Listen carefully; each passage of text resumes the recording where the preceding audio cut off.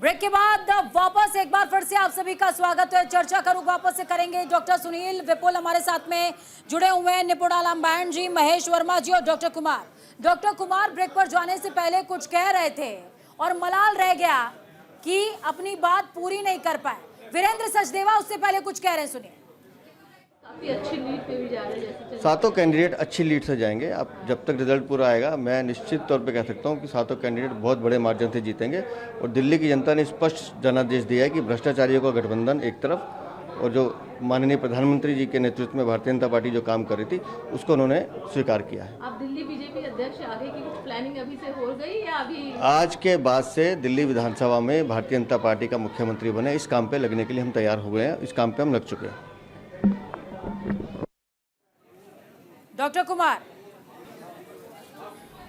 चर्चा हम ये कर रहे थे कि 1989 से अगर आप हिस्ट्री उठा करके देखें तो इस कंट्री के अंदर लगातार कॉलिशन गवर्नमेंट है। और 1989 से लेकर के 2014 में अगर आप देखेंगे, अगर मोदी जीते तो उनकी अपनी बहुमत थी, फिर भी उन्होंने चूंकि कॉलिशन जो उनके अलाई पार्टनर थे सबको उन्होंने मंत्रिमंडल में रखा, फिर 2019 में भी उन्होंने रखा। लेकिन इस बार चूंकि बीजेपी की 272 से कम सीट आया तो चर्चा ये हो रहा है कि मोदी जी हार गए, मोदी जी हार गए। आप ये बता दीजिए कि 1989 से लेकर 2014 तक कौन सी ऐसी पार्टी थी कि जिसको 240 सीट आया हो?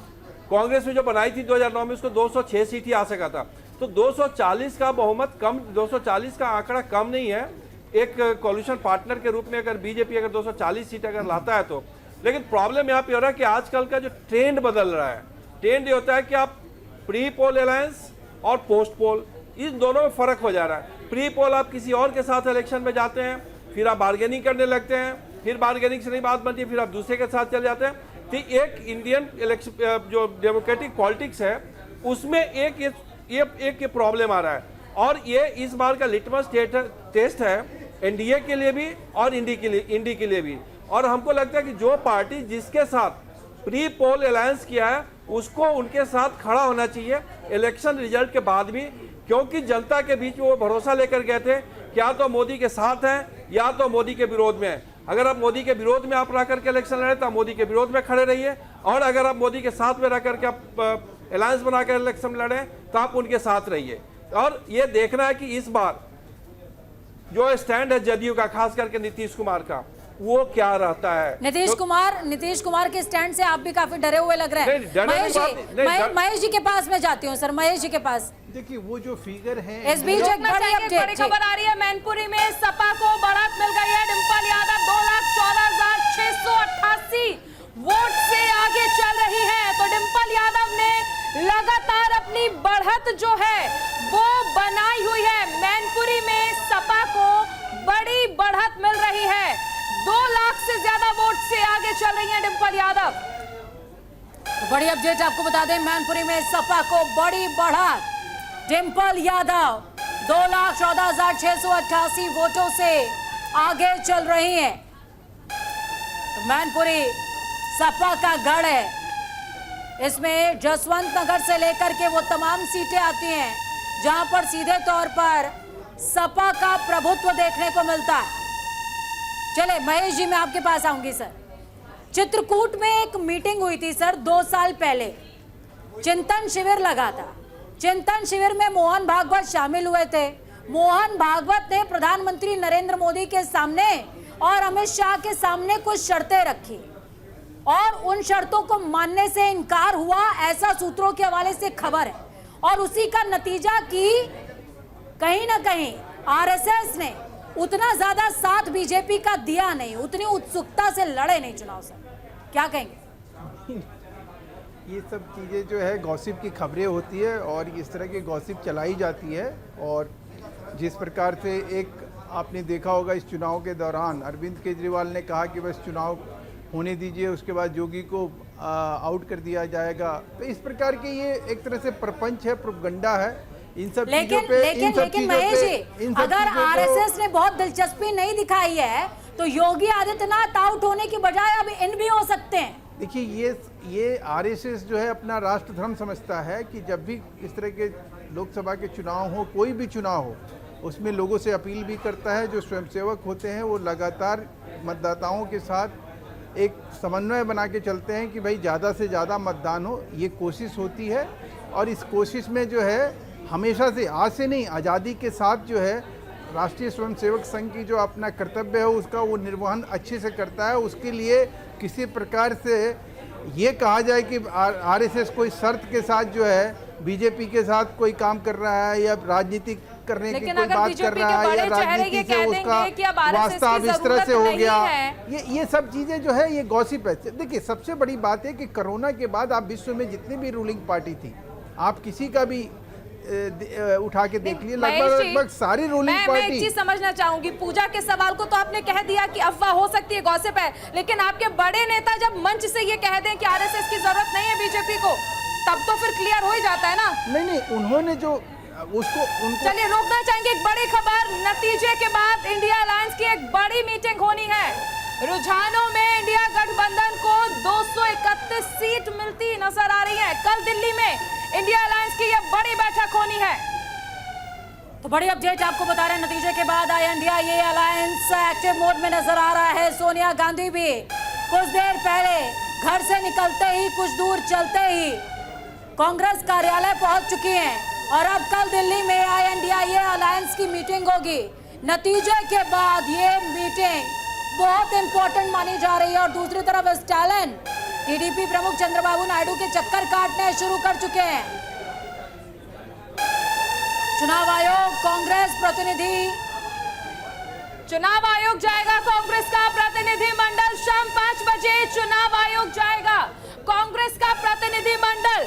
अभिषेक मनु सिंघवी, सलमान खुर्शीद इसी से शिकायत करने जाएंगे। वोटिंग में देरी की शिकायत को लेकर चुनाव आयुक्त से मुलाकात करेंगे।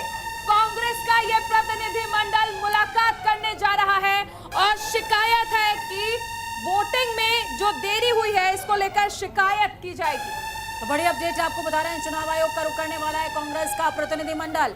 शाम को 5 बजे का समय, यानी कि अब से कुछ ही मिनटों के बाद, महज 2.5 घंटे के करीब का समय, उसके बाद कांग्रेस का प्रतिनिधि मंडल वोटिंग प्रक्रिया को लेकर के पहुंचेगा चुनाव आयोग के पास और शिकायत दर्ज कराएगा। काउंटिंग को लेकर, देखिए काउंटिंग में जो देरी हो रही है उसे लेकर शिकायत की जाएगी। देखिए, हालांकि कांग्रेस ने पहले भी शिकायतें की हैं, लेकिन फिलहाल काउंटिंग में, और देखिए निपुण जी, आप जिस तरह जिक्र कर रहे थे कि रात का जो इंतजार है, क्या लगता है कि अब वही चीज जो है वो सामने आ रही है? काउंटिंग में जो देरी हो रही है इसे लेकर अब कांग्रेस का प्रतिनिधिमंडल शिकायत करेगा। देखिए, वो तो चुनाव आयोग ही बताएगा कि देरी क्यों हुई है। और देखिए, कांग्रेस का अगर हम देखें तो इस प्रकार की बातें शुरू हो जाती हैं, लेकिन अभी मैं फिर भी कहूँगा कि जब तक अंतिम परिणाम नहीं आ जाते तब तक कुछ भी कहना पॉसिबल नहीं है। और जैसा आप दिखा रहे हैं कि 231 पे एनडीए गठबंधन चल रहा है और एनडीए जो आपका है वो 300 के आसपास आपका चल रहा है। तो मानकर हम लोग चलेंगे, अगर बीजेपी को 260 भी सीटें मिलती हैं तो भी क्या दिक्कत है? उनको सिर्फ 12 सीटों का या 13 सीटों को तो मैनेज करना है, वो मैनेज हो जाएगी। ऐसा थोड़ी, और जैसे अब चिराग पासवान ने कहा हम मोदी जी के साथ खड़े हैं, अब नीतीश कुमार जी है या चंद्रबाबू नायडू जी हैं, उनके बारे में कहा जाता है, कह रहे हैं कि इस प्रकार से प्रलोभन दिया जा रहा है, प्रधानमंत्री का पद ले लो, ये ले लो। इधर से भी तो हो सकता है ना, वो एनडीए की ओर से भी हो सकता है, बीजेपी की ओर से भी हो सकता है कि भाई आप हमारे साथ बैठो, हम आपको देंगे। ठीक है, डॉक्टर सुनील विपुल जी, आप क्या कहेंगे सर? जिस तरीके की कोalition की चर्चा लगातार चल रही है, अब ये तो तय है कि सरकार जनता की है। मुझे लगता है कि इलेक्शन कमीशन पर इस तरह से प्रश्न उठाना और ईवीएम पर तो ये सर, आपको यहाँ पर रोकेंगे। सुल्तानपुर से बड़ी खबर, सपा को बड़ी बढ़त मिली है। रामभुआल निषाद 22,784 वोटों से आगे चल रहे। मेनका गांधी 29,533 वोट से पीछे चल रही हैं। मेनका गांधी को मिले, माफ कीजिएगा, 29,533 वोट। डॉक्टर सुनील, बात पूरी कीजिए। जी, मैं कह रहा था कि ईवीएम पर, इलेक्शन कमीशन पर और इन सब चीज़ों पर, वोटिंग काउंटिंग की सुस्ती पर मुझे लगता है कि ये अनावश्यक प्रश्न है। देखिए, देखने वाली बात ये है कि अगर इस तरीके का प्रदर्शन आया है इंडिया गठबंधन का, इंडिया का, तो आप उत्तर प्रदेश का मैं उदाहरण देना चाहता हूँ। आप उत्तर प्रदेश में देखिए, अखिलेश यादव और राहुल की सभाओं में लगातार भीड़ दिखाई दे रही थी और वो भीड़ वोट में तब्दील हुई है। आप देखिए कि जिस राशन और भाषण की बात की जाती है, उसके सामने पीडीए गठबंधन ने, अखिलेश ने लगातार आटा और डाटा की बात की थी। आप लोगों ने देखा होगा, घोषणा पत्र पढ़ी होगी, तो उसमें दिखा होगा कि सपा किन मुद्दों पर मुखर थी और उस मुखरता का फ़ायदा मिला है। तो मुझे लगता है कि कायदे से ये देखा जाना चाहिए कि अगर चुनाव आप ठीक से लड़ रहे हैं, सही मुद्दों को उठा रहे हैं, तो आपका प्रदर्शन अच्छा है। ईवीएम वाला तो ये बहुत मतलब पुराना रोना है, इसको इस तरीके से नहीं देखा जाना चाहिए। हाँ, देरी हो रही है तो उसके कारणों की पड़ताल जरूर की जानी चाहिए और इलेक्शन कमीशन को जवाब भी देना चाहिए। मुझे लगता है ईवीएम की काउंटिंग 4-5 बजे तक तो ठीक पिछली बार हो गई थी, जैसा मैं समझ पा रहा हूँ, मुझे जो याद आ रहा है। बाकी लोग बताएंगे। बिल्कुल। चलिए, डॉक्टर कुमार हमारे साथ में जुड़े हुए हैं। सर, डॉक्टर सुनील ने तो साफ तौर पर कह दिया कि मुद्दे अगर वाकई इंटरेस्टिंग होंगे तो मुद्दों से जनता कनेक्ट भी करती है और जनता का जुड़ाव का जो प्रतिफल है वो स्क्रीन पर नजर भी आता है। तो क्या ये मान लिया जाए कि राम मंदिर पूरा होने के बाद अब कोई मुद्दा वाकई बीजेपी के पास पड़ा नहीं, बचा नहीं? मटन, मछली, मंगलसूत्र, मुसलमान, सब कुछ ले आए सियासत में। प्रधानमंत्री जितना बयान का स्तर गिरा सकते थे उन्होंने गिरा लिया, लेकिन उसके बावजूद ये मैंडेट है सर। देखिए, प्रधानमंत्री का ये सब बयान आना शुरू हुआ 3rd फेज के बाद। बिल्कुल। अगर 3rd फेज के पहले लाए होते तो शायद थोड़ा बहुत सीट आ भी जाता। इनको समझने में थोड़ा सा टाइम लग गया। प्रॉब्लम क्या है कि आप विकास की बात कीजिए, कुछ ही बात कीजिए, लेकिन यहाँ हमेशा बात होता है रिजर्वेशन का। बिहार में चले जाइए, 1989 से लेकर के आज तक रिजर्वेशन के अलावा किसी चीज़ पे कोई बात ही नहीं करता अपोजिशन, खास करके आरजेडी। वहाँ भी डेवलपमेंट की बात होनी चाहिए। तब बाद में जब मोदी रियलाइज किया कि यूपी बिहार में तो कहानी कुछ और चल रही है, और आपके यहाँ बोले भी थे आज से 3 दिन पहले आकर करके कि प्रधानमंत्री की मजबूरी हो गई कि जिस चीज़ का सवाल मांगा जाए उसी का जवाब दिया जाए। अब सवाल यह था कि अगर ओबीसी और रिजर्वेशन की अगर बात करेंगे तो फिर प्रधानमंत्री के पास कोई उपाय नहीं था कि वो मुस्लिम आरक्षण की बात छेड़े ला कर करके। देखिए, राम मंदिर कभी भी मुद्दा नहीं रहा, ना तो बीजेपी का हम कभी सुने हैं। रोकना चाहेंगे डॉक्टर कुमार, एक बड़ी खबर आ रही है। यूपी में मुलायम परिवार के सभी सदस्य आगे चल रहे हैं। बड़ी खबर आपको बता दें, उत्तर प्रदेश में मुलायम परिवार के सभी सदस्य आगे चल रहे हैं। आजमगढ़ में बड़ी जीत की तरफ बढ़ रही है सपा के धर्मेंद्र यादव 10,077 वोट से आगे चल रहे हैं। डिंपल यादव भी देखिए आगे बढ़त बनाई हुई है।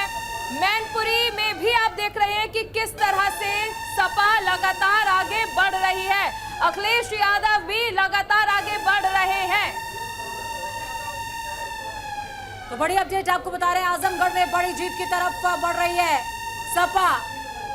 लगभग समाजवादी पार्टी की सभी सीटें सुरक्षित नजर आ रही हैं, क्योंकि समाजवादी पार्टी और खासकर मुलायम परिवार के सभी सदस्य बढ़त बनाए हुए।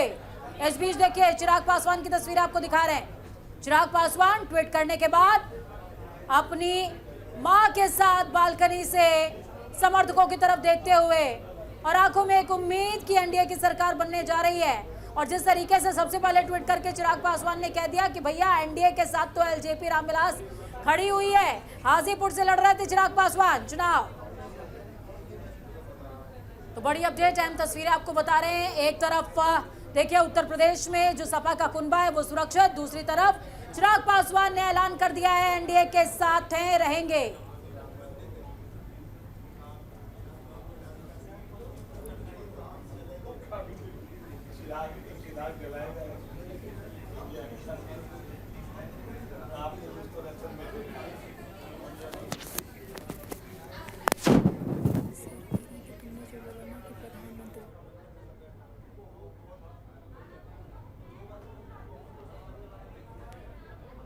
तो चिराग पासवान को देख रहे हैं आप। चिराग पासवान साफ तौर पर अपनी बालकनी से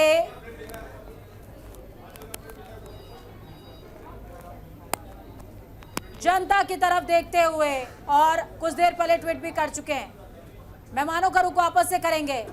डॉक्टर सुनील हमारे साथ में जुड़े हुए हैं। सुनील जी, जिस तरीके से देखिए उत्तर प्रदेश की अगर बात करें तो उत्तर प्रदेश में जिस तरीके के आंकड़े की उम्मीद बीजेपी को थी वो आंकड़ा फिलहाल नजर नहीं आ रहा है। क्या ये गठबंधन का कमाल है, INDIA गठबंधन का कमाल है, या फिर उदासीनता वाकई थी जो नजर आई है आंकड़ों में? निश्चित तौर पर ये कहा जा सकता है कि जिन 2 लड़कों की बातचीत की जा रही है उन लोगों ने कुछ तो काम किया है। मतलब ग्राउंड पे उतर करके उन्होंने जिस तरीके से अपनी बात पहुंचाने की कोशिश की, उत्तर प्रदेश में वो बात पहुंची है। दूसरी बात मैं कहना चाह रहा हूं, थोड़ी देर पहले हमारे साथी कुमार जी कह रहे थे कि क्या नाम है कि बिहार और उत्तर प्रदेश में बार बार ये कह दिया जाता है कि बिहार और उत्तर प्रदेश की राजनीति में वोट जो है जाति के आधार पर पड़ता है और इन सब चीज़ों को लेकर के, ये मुझे नहीं लगता है कि यही कारण है केवल। आप देखिए कि बिहार में पिछले दिनों कास्ट सेंसस हुआ है ना, और उस पर राजद और कांग्रेस चुनाव लड़ रही थी, इन लोगों ने अपना मुद्दा बना रखा था। लेकिन बिहार में तो एनडीए काफ़ी आगे है,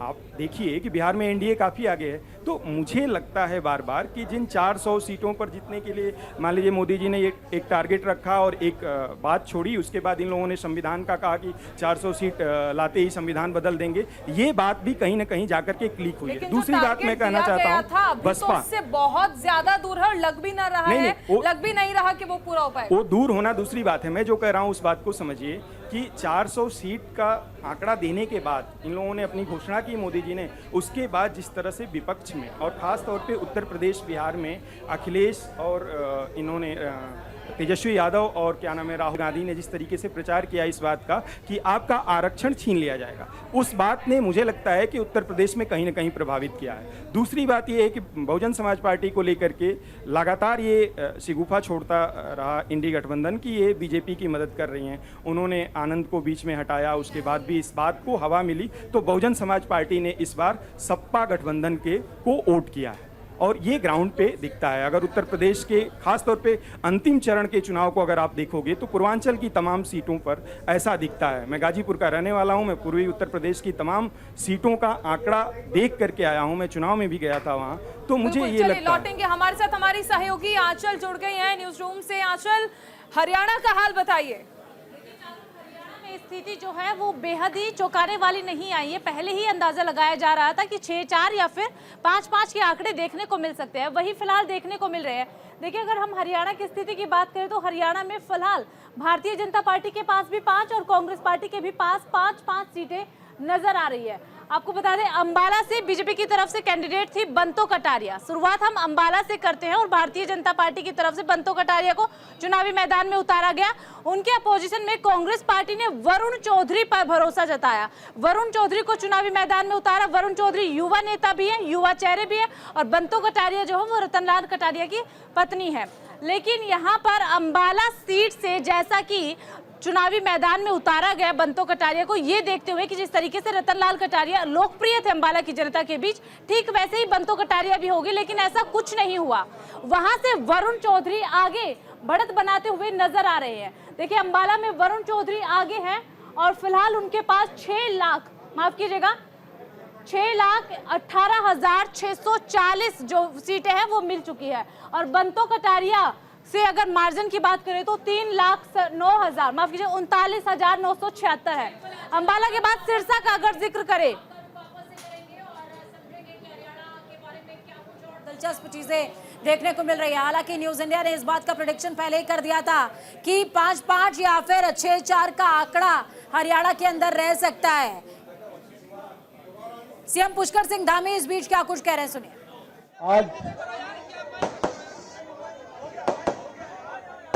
आज बहुत ही ऐतिहासिक दिन है जब हम पूरे देश के अंदर भारतीय जनता पार्टी और एनडीए गठबंधन को देश की जनता ने बहुमत देकर फिर से सरकार में आने का अवसर प्रदान किया है। इस अवसर पर हमारे पार्टी के अध्यक्ष जिनके नेतृत्व में हमने भारतीय जनता पार्टी ने पूरे प्रदेश के अंदर ये चुनाव का प्रचार अभियान हमारा गांव-गांव तक पहुंचा। अनेक सभाओं के माध्यम से मुझे भी आपके नेतृत्व में पार्टी ने पूरे प्रदेश के अंदर जो भी जिम्मेदारी दी, आप सबके सहयोग से जन जन तक पहुंचाने का काम हमारे सभी कार्यकर्ता बंधुओं ने, हमारे आदरणीय अध्यक्ष, हमारे राज्यसभा के सांसद आदरणीय अजय भट्ट जी, महेंद्र भट्ट जी के नेतृत्व में आज हमको ये सफलता मिली है। इस अवसर पर मैं अपनी ओर से सभी कार्यकर्ताओं की ओर से भी हमारे आदरणीय महेंद्र भट्ट जी का बहुत अभिनंदन करना चाहता हूं। कि बहुत ऐतिहासिक जीत हमको यहाँ मिली है। मंच पर आसीन भारतीय जनता पार्टी के पूरे संगठन को, जिन्होंने लगातार गति देने का काम किया और बहुत सामने न आकर लगातार योजनाओं को अंजाम देने का काम किया। हमारे संगठन मंत्री आदरणीय अजय जी, भारतीय जनता पार्टी के राष्ट्रीय कोषाध्यक्ष, राज्यसभा के सांसद, बहुत वरिष्ठ नेता और पूरे चुनाव प्रबंधन में जिन्होंने हर एक कार्यकर्ता की चिंता करी, ऐसे आदरणीय नरेश बंसल जी, हमारे कैबिनेट मंत्री आदरणीय प्रेमचंद अग्रवाल जी, आदरणीय गणेश जोशी जी, और आज जिनको भारी बहुमत से टिहरी लोकसभा क्षेत्र की जनता, जो लगातार कई बार उनको यहां से सांसद बनाकर दिल्ली भेजती रही, आज के दिन बस अब जीतने ही वाली हैं, जीत चुकी हैं वैसे तो।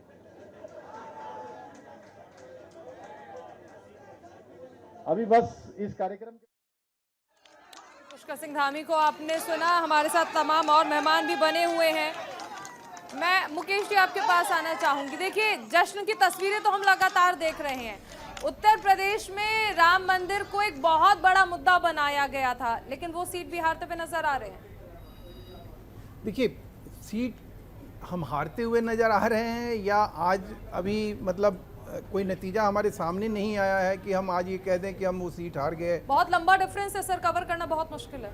बहुत ऐसी चीज़ें हैं जो कि डिफरेंस तो हम जो जिस प्रकार से वहाँ पे जीत हार की थी, बहुत ऐसी सीटें जो है हम आज जो 10,000 से हम पीछे जीते थे, वहाँ पे आप देख लीजिए लाख। एक चिराग पासवान कुछ कह रहे हैं, सुन लेते हैं। सबसे पहले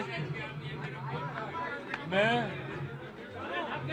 मेरे प्रधानमंत्री आदरणीय नरेंद्र मोदी जी को बधाई देता हूं कि एक बार फिर तीसरी बार मेरे प्रधानमंत्री नरेंद्र मोदी जी के नेतृत्व में एनडीए की सरकार बनने जा रही है और ये तीसरा टर्म हमारे प्रधानमंत्री जी के नेतृत्व में यकीनन देश को उस ऊंचाइयों तक लेकर जाएगा जिसका वादा मेरे प्रधानमंत्री जी ने देश से किया है। न सिर्फ अर्थव्यवस्था के तौर पर हमारा देश दुनिया की तीसरी सबसे बड़ी अर्थव्यवस्था बनेगा, बल्कि विकास के द्वारा किए गए जितने वादे हैं उनको भी ये सरकार पूरा करने का काम करेगी। कल अमित शाह जी का आज फोन आया, कल एनडीए की मीटिंग के बारे में उन्होंने जानकारी दी। लोक जनशक्ति पार्टी रामविलास और हमारे तमाम सांसद मजबूती से एनडीए सरकार का समर्थन करते हैं। हमारे प्रधानमंत्री जी के नेतृत्व में पुनः हम लोग तीसरी बार एक मजबूत सरकार बनाने जा रहे हैं। आप देखते हैं भाई, अभी आप डिपेंडेंट है रीजनल पार्टी पर, अभी भी मतगणना चली रही है। एक बार अंतिम रिजल्ट आ जाए, मैं मानता हूं बहुत सी ऐसी सीटें हैं जहां पर बहुत कम मार्जिन से अभी भी हार जीत का फैसला होना है। ऐसे में मैं मानता हूं कि एनडीए का प्रदर्शन पहले ही बहुत बेहतर रहा है। जो आंकलन लगाए जा रहे थे, जिस तरीके से विपक्षी दल दावा करते थे कि एक तरफा हो जाएगा, सुपड़ा साफ हो जाएगा, खाता तक नहीं खोलने देंगे, उसके बनिस्बत जो एनडीए गठबंधन का जो परफॉर्मेंस रहा है वो काबिले तारीफ रहा है और मुझे उम्मीद है कि फाइनल रिजल्ट आते आते हम लोग का बहुत बेहतर है।